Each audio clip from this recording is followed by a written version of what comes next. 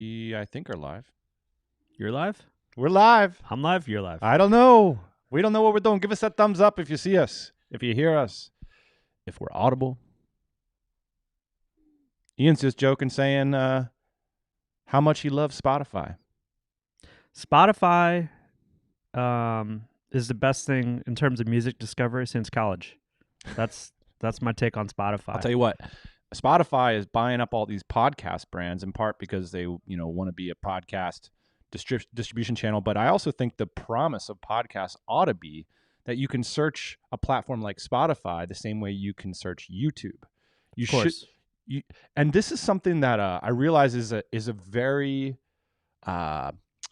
valuable use case that podcast listeners haven't gotten hip to yet, which is, sure, there's podcasts where you love the host, and so you're going to listen to every episode and follow along that narrative. But there's also like, I'm really interested in baking cakes today. Mm-hmm. And I want to hear all the useful podcasts that have ever been published on the topic of baking cakes because I can't sit down and watch a YouTube video. I'm going for a jog or I'm going for a walk.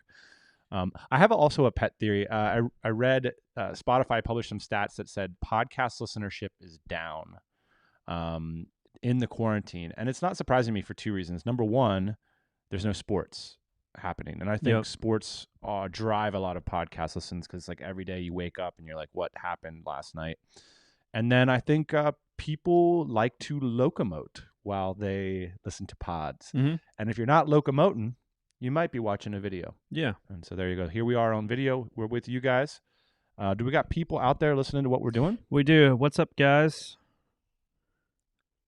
Eric says trying to steal RSS away from podcasts and run ads against the content. Not good for podcasting. IMAO. I see. That's interesting. Eric's always seeing the angles. Yeah, well, thanks for joining us, guys. What are we talking about today? Today, we're going to talk about 5 tips for being great at email in 2020. I need these tips. We are qualified to talk about this because we both are good at email and we both suck at email. Yeah. And we're going to talk about that today. One thing we know is that a lot of you listening today are very, very good at email. And so hopefully after we share our 5 tips plus our bonus tip that you'll weigh in and help us, help you be great at email. I love it. There can't just be 5 tips. There has to be 5 tips plus a bonus tip. There can't be 6 tips. 5 tips plus a bonus tip. That's one of my tips. Have 5 tips. Plus a bonus. Here's the deal, boss man. Email is still the ultimate way to make money. It is the soul and the center of business still in 2020. But the reason we're saying in 2020 is things have changed. If this conversation was happening in 2015 or 2010, it would be very different. So the landscape of our inboxes and the mores, the ethics of our inbox, the mechanics of them are changing. And so hopefully we can touch on some of those in our tips today. And one of the major things that's changing is that we're in the era of multiple channels and multiple modalities. So my inbox channels currently are Slack, WhatsApp, Facebook, Twitter, Feedly, Telegram, and Gmail. That's 7. Multiple Gmail accounts as well. So those are the ways to contact you. Did you mention phone? No, regular old voice? Regular on phone and text. I didn't even mention those. But no one reaches out to me via those things because I change my phone number like a drug dealer every few weeks. Yeah, you do. And the other thing that is uniquely asserting itself, and these things have all been around for a while, but in terms of which devices we access these channels, there is this now weird hopscotch that's happening where, okay, in the past you might have been like, I'm going to do fun stuff on my iPad and I'm going to do email on my workstation. But now we've got, business related stuff that might come to a channel that only arrives on your handset. And so there's a question of how do we be productive with this stuff without staring at it all day long? There's problems with staring at it all day long. Not just because, you don't have time to do creative tasks or to be proactive instead of reactive, but also because it can just stress you out. Having to look at all these random requests and cortisol-inducing things all day long. You want to create some space and time for you to grow your business and to do things that only you know how to do, not the things that people in your inbox are asking you to do all day long. Like it's famously been referred to, a to-do list for you that other people made. Okay.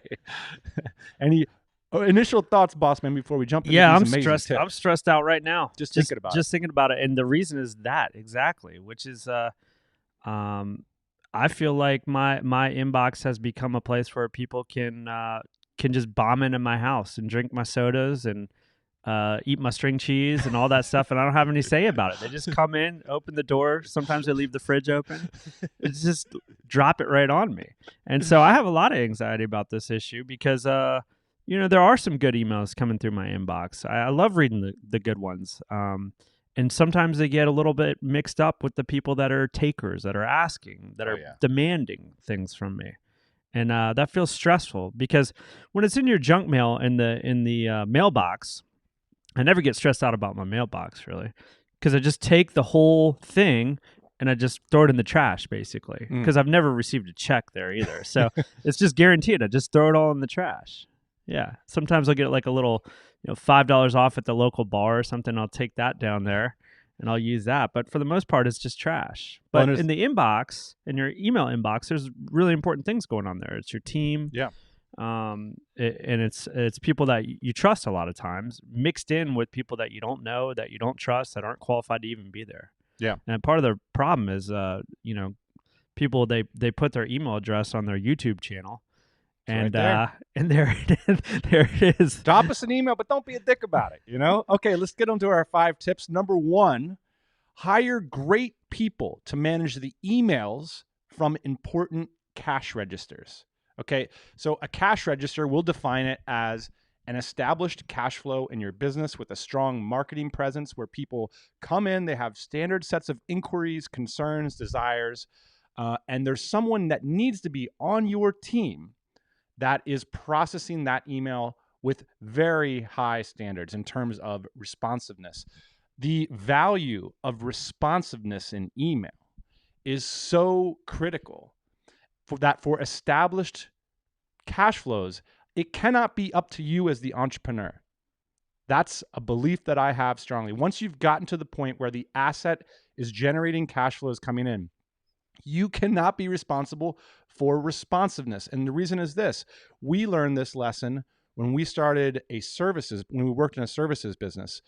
The value of responsiveness to getting the quote accepted by your clients was so high that we actually developed a process in our business where we would overbid every quote in order to account for mistakes over the long haul, in order to get those quotes back in 30 minutes. Yeah. So in other words, we wouldn't double check all of our costs. We would just inflate the price and send the email back because, I had an interview with Nick Huber, who's a services entrepreneur, and he said, responsiveness in email is so valuable that you can start a successful services business with just that as your value prop, because most plumbers, most roofers, they will wait to get back to people. Whereas if you have someone managing your cash flow, responding right away, that will create money. It will move money around fast. It will get yeses.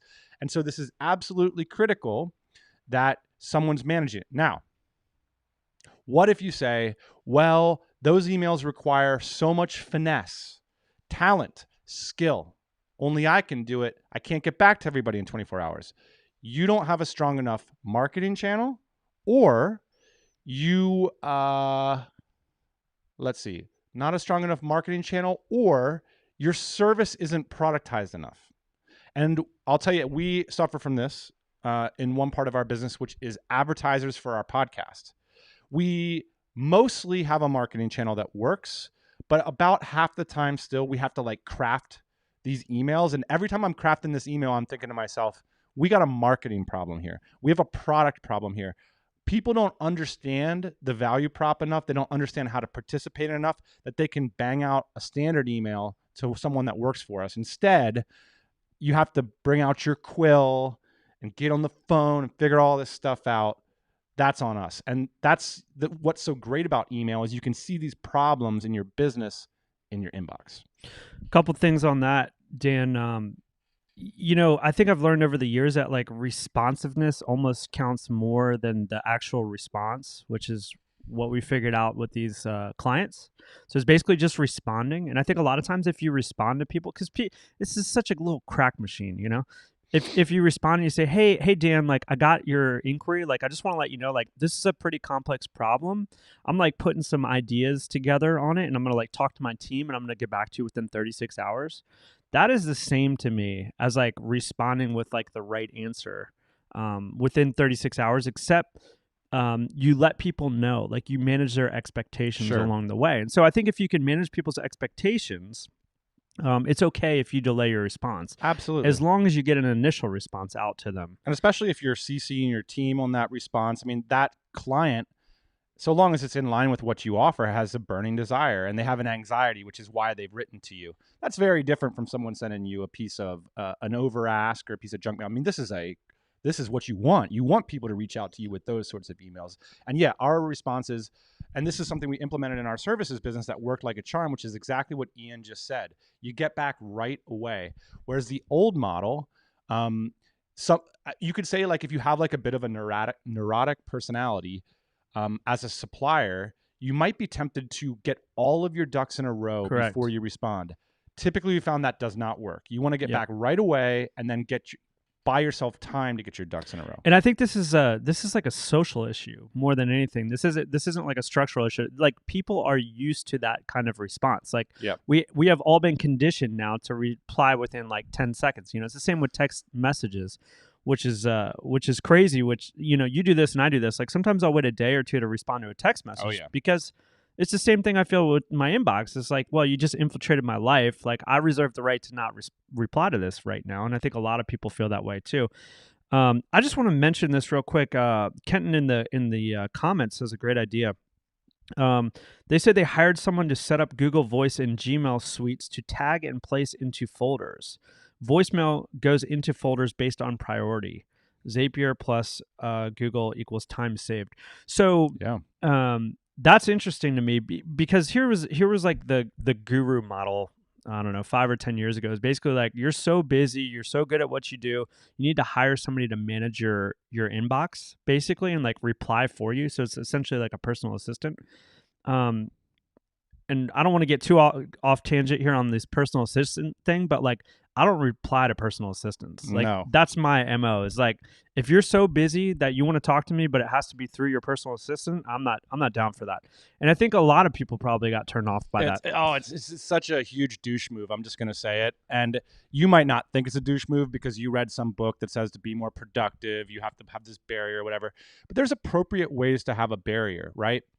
You put somebody qualified in charge of that. So, for example, if you come on a TMBA podcast, you don't hear from Ian Schoen's personal assistant who can't write you a basic one-line email. You hear from Jane, the person who produces the podcast. So Yeah. she has a gravitas, a sense of mission that we don't. Like she's the producer.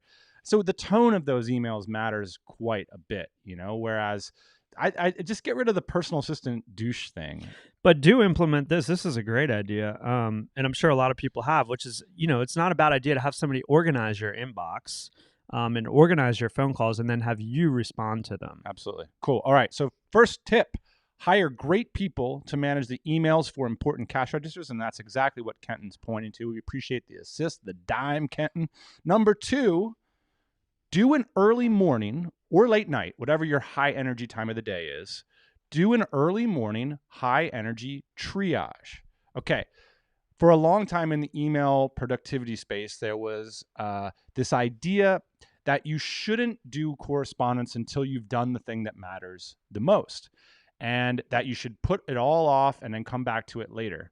What I've found by taking this advice very earnestly for a long time is that it creates an enormous amount of administrative and interpersonal buildup. Basically, by the time you get to important emails, you're freaking pooped. And it's hard to process a lot of them. So now what I've implemented, even when I was like writing the book and doing like highly creative stuff, I'd wake up and I'd just jam for 15 minutes. I'd get back to team members with critical stuff. I'd delete all the emails I wasn't going to do. I'd do the sorting stuff we're going to talk about later. And that 15 minutes ended up being worth what would have been an hour and a half on the back end when I was completely pooped. And I also found, for those of you who endeavor to do creative work, that making sure that I touch base with you, with the team, with the key client projects, whatever, reduced my anxiety. I was like, man, everything's sorted out in the business right now. Now I'm going to do what only I can do.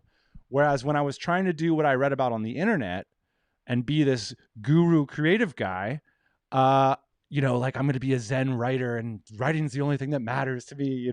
I'm an author now, guys. It was like, I realized, well, I'm not an author. I have commitments. I own a business and I feel anxious that I haven't gotten back to people yet. And so this new process of a high energy triage every day, has really worked for me. Explain triage a little bit, Dan, like specifically, because one of the things that I took away from GTD, David Allen's book, Getting Things Done, is like, if there's a task that can be done within 2 minutes, like you kind of do it.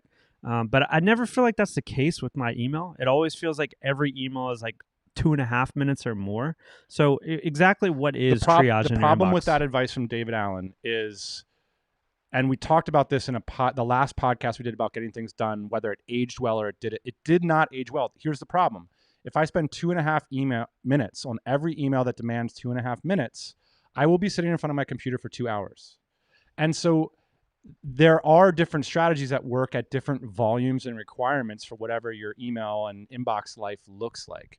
So for me, a triage is going to be a much, much lower standard. It's going to be much more about delegation. And it's going to be much more about those 2.5 minutes spent with the people that count.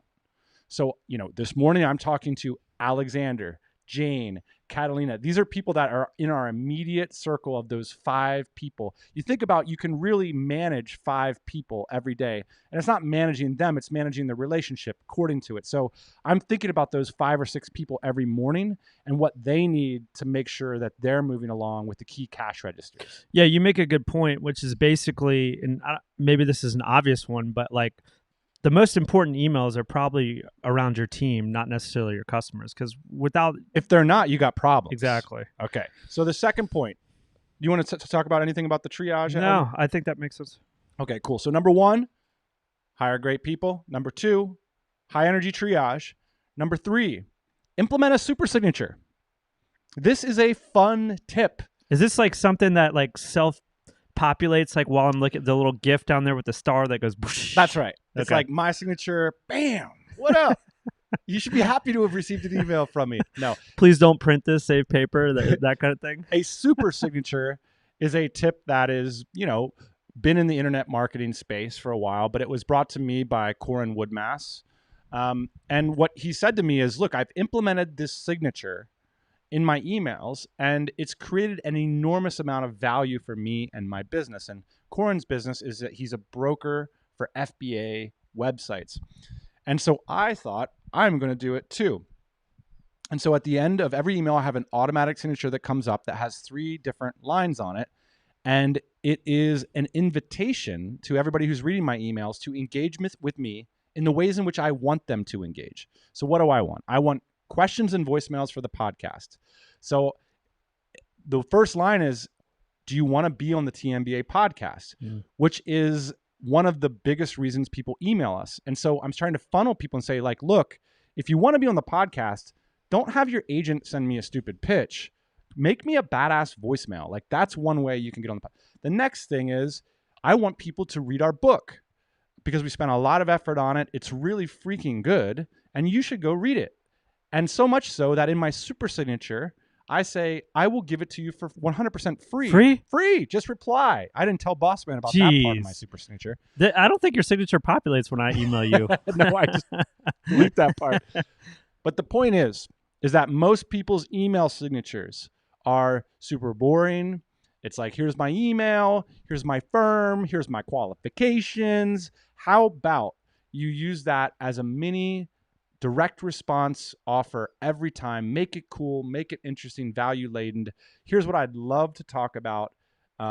Here's how you can engage with me if you want to talk, be a part of that value. So implement a super signature. Another person that does this well is Noah Kagan. If you email him, he's changing his all the time because he's a super duper marketer. And that's what super duper marketers do. Noah Kagan has it, like, in terms of, we were going to say email marketing is different from what we're talking about today, but I've noticed that there's something in common that sort of God level email marketers or ninja level email marketers have achieved, which is that when you get an email from them, you're never sure if you're being marketed to or if Mm-hmm. it's a personal email. And the other person who does this is Derek Sivers. Whenever I get email marketing from Derek Sivers, there's always part of me that's like, oh, Derek wrote me an email. Mm-hmm. So anyway, think about that's just a bonus tip. All right, number 4, set clear guidelines with team and frequent contacts. So my point to this is if you have an email problem, is it really an email problem or is that just a symptom of a relationship problem? Right? Like if your friends are always reaching out to you with terrible requests, is this a problem with email and text message or is it a problem with your friends? And so you need to be proactive about the way people communicate with you. I'll give some examples.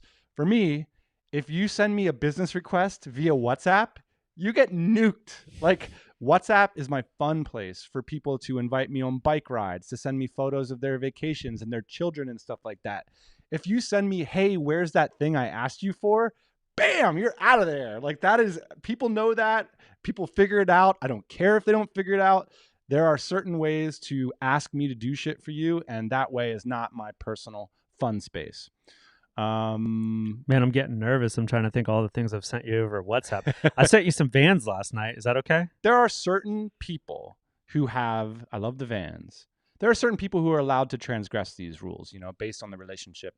And people on our team, for example, sometimes they will reach out to me via text message and I say, they're on the team, like that, they're allowed to step across that line when they really need to get something done. Well, I think one of the things that might help people with their anxiety level, because it's not necessary. It's just I want to talk to Dan. I need to talk to Dan. This is important, right?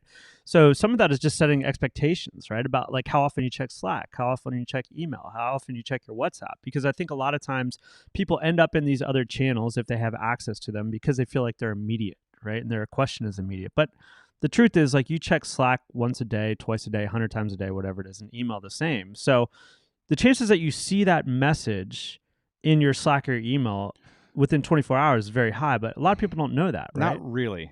Less than Not 24 for hours? me. Yeah. Yeah, Not really. We're going to talk about that in the next point. Okay. So the one thing I want to bring up here, though, is in terms of setting expectations for people. And yeah, you're right. If you check, you got to have a conversation that's meta with all the people that are critical, and you got to sort this stuff out. How do we communicate? Like you can think about it with your partner too. Mm-hmm. Like if your partner, sends you these emails like, where are you all the time? And like, you have to figure out whether you're going to be the type of partner that sends the GPS coordinate right back within 5 minutes, or whether there's a conversation that's more like at a meta level above that text message. In my case, in our business, there's an active thing about like what things go in Slack versus what things go in email. And the expectation that we've launched to the team right now is essentially, if you have the expectation that everyone reads it, it needs to be an email. You have to assume that any given member on the team will not see a Slack message. So Slack is more sync, like, hey, we're both working today. Are you around? Do you see this? Mm-hmm. And the answer might be no. Mm-hmm. And then if you, and so part of what I was trying to set expectations with the team is like, look, if you're going to make a policy change or a suggestion, it really ought to go over to email so that everybody has that requirement and expectation that we all saw it. Whereas Slack can just, so much stuff can go down. What I got disappointed is like, man, this is the important thing, right? Mm-hmm. Like, it's like you got this important policy thing and then you got people like with cat things. So it's like mixed in. Yeah. So that's one of the current challenges. I haven't really totally resolved that, but something worth doing. Okay. So we're on point number 4. Point number 5, understand the art of letting little bad things happen. Okay. So this is a point I got from Tim Ferriss. And the idea is simply this: marketers, people, your inbox, this technology is designed to tug at your heartstrings. And some of it's real, some of it's fake, but don't be a sucker to the tiny little emotions that ultimately don't amount to much. People do not deserve a reply from you. They do not deserve a moment of your day just because they formulated a request in your direction. And that's really hard for people to get over. And here's the honest truth. If you don't reply to that person, They asked you a favor that you felt was, you didn't owe them a favor or whatever. You might not reply. Now, that person might genuinely think that you're a total a-hole. Yeah. And that's the art of letting little bad things happen. If you grow a business that scales to a sufficient level, people are going to think minorly bad things about you, and Yeah. they're going to think them about you regularly. This is something that you need to get used to as an entrepreneur, in my perspective. And the bigger you get, the more bad things people will happen to you. It's like a math equation. I remember thinking when I was growing up, isn't it strange that Tom Cruise is such a polarizing figure? This is a guy who dances in his underwear. He flies cool jets. He hangs from the side of cliffs. He's extraordinarily handsome and funny. He can cry on command. Why doesn't everybody love Tom Cruise? Tell me this. I don't understand. And the reason is because Tom Cruise is popular and famous and known. And the more you get to the higher levels, there's going to be people out there that think bad things about you. And you have to sort of accept that in your inbox, in your WhatsApp, and your text messages. And you have to get used to it. That's part of being an entrepreneur. I also want to mention here something called the half-life of email, which is you could consider a concept called internet or email bankruptcy, which is, well, what would happen? We talked about the credit card nuke the other day. Turns out we had a little hacker situation this week, so we did a password nuke on some of our websites today. Well, why not an email nuke? What happens if you just delete all your emails and see what happens? How much did that person really want to request something to you? Will they follow up? Will that person send the message again, or will it become devalued? The half-life theory of email suggests that an email's importance decays by half every day, such that after 7 days, most emails can just be deleted and the issue was sorted out. And this applies for Slack and text messages and everything. Yeah. And so it's an important concept for us to understand as entrepreneurs, that urgency is very different from importance. And that's that. I learned this from you the hard way. It was basically I emailed you and then I never got responses. And I was like, wow, okay. Guess you didn't find that to be important. All right, I got a bonus tip because I think bonuses are important. Here it is. Keep your tools as simple as possible. So in this tools section, we should address Jim's question, which is how do you guys organize your inboxes? Yeah, so let's do that right now. Sure. So first thing, phone versus computer. For me, phone is only a triage, a synchronous tool. So like, let's jump on the phone right now. If I find something important that has business value on my telephone, it will be forwarded to my primary inbox, which is Gmail, to be done at my workstation, which is when business gets done. So I do very little business on my mobile handset. I try to avoid it at all costs. My mobile phone is for fun, typically. Number two, I use a single sheet of paper on which every day I write down the 3 most important tasks that I intend to do the following day. So today I knew I needed to write the live stream, and I needed to finish a podcast ad with you, and then I need to do an interview with Tommy Joyner. There's only 3 things that I really need to get done today. And then below it, I have a bunch of aspirational things like I hope to talk to Catalina after I do the 3rd thing, all these kinds of things. Finally, since my email inbox in Gmail is my top level inbox. So for example, I'll send notes to myself if I have an idea that I think is good. Like Jim said this, I'll email it to myself. I probably email myself about 5 times a day. Yeah, I do the same. I will, for example, if I see Taylor Pearson make a really interesting tweet, I will share that tweet to my inbox. Same thing with Feedly. If I read a really good article, I'll share it. So my email inbox is the primary for everything. It only has 3 subcategories. 1 is DC messages, 2 is blog comments, and 3 is important life administration stuff like taxes, accountancy, all that I batch basically on a monthly basis. And then basically what I do is I process that inbox, Jim, to 2 things. 1 is my 1 blank sheet of paper, which is a notebook I carry with me every day. And the second thing is a creative worksheet that I do writing in. So a lot of important projects for us ultimately boil down to writing projects. Like, okay, we got to change DCBKK this year. That's a writing project. I got to articulate what that's going to look like. Okay, we got to change a management policy. I got to write about it. So I have a document where I do all that writing. Finally, I use Boomerang. and I use a Boomerang, which is a plugin for Gmail. It's mostly useful for me for saying, setting reminders in the future or giving me a reminder if someone doesn't follow up. Mm-hmm. I also use Google Calendar for this kind of stuff. Like if I have an appointment coming up, I'll put it in the calendar and it'll send me an email to remind me of that appointment. Those are my tools. Keep them as simple as possible. I think complex systems don't work.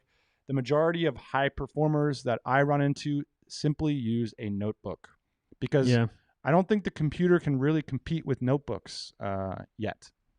I agree with that. The only other tool that I use that I'm sure you use too is undo send in Gmail, which is just my lifesaver. Basically, it means that if you hit send and then you didn't mean to hit send, you have like 30 seconds or whatever to unsend that email. Sorry, you reminded me. Totally use the undo send thing and Gmail shortcuts. Like, do it now. Like, if sit down for 15 minutes today and learn Google's shortcuts. It's like typing, but except it's easier. Because imagine if you didn't know how to type. That's what going into your inbox with a mouse is like. You should be able to process email with keyboard shortcuts.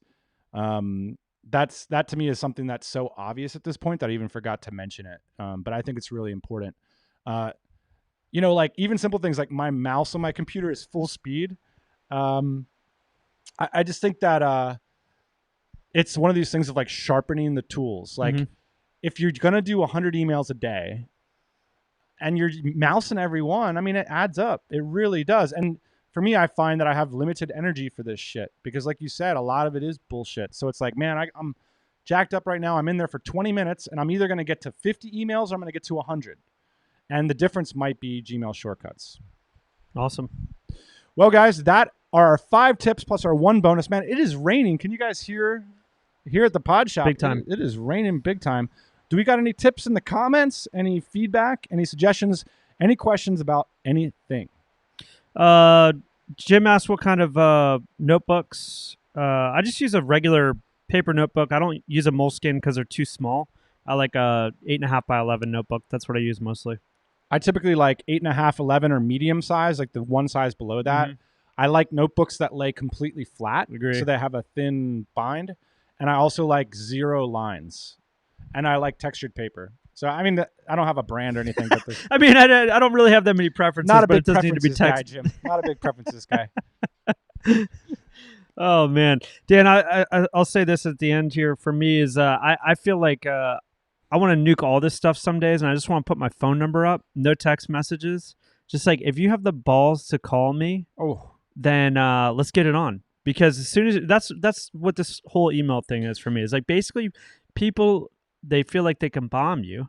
And if I put my phone number on there, I'm going to do this one day. If I put my phone number on there and say no text, just calls, I mean, how many calls would I actually get a day? Half? And this is, I mean, interesting from both sides, which is the operation side. People are going to bring problems to you, put that phone number up. But it's so much easier for people to send an email, you know, and then people are you can leverage that for sales.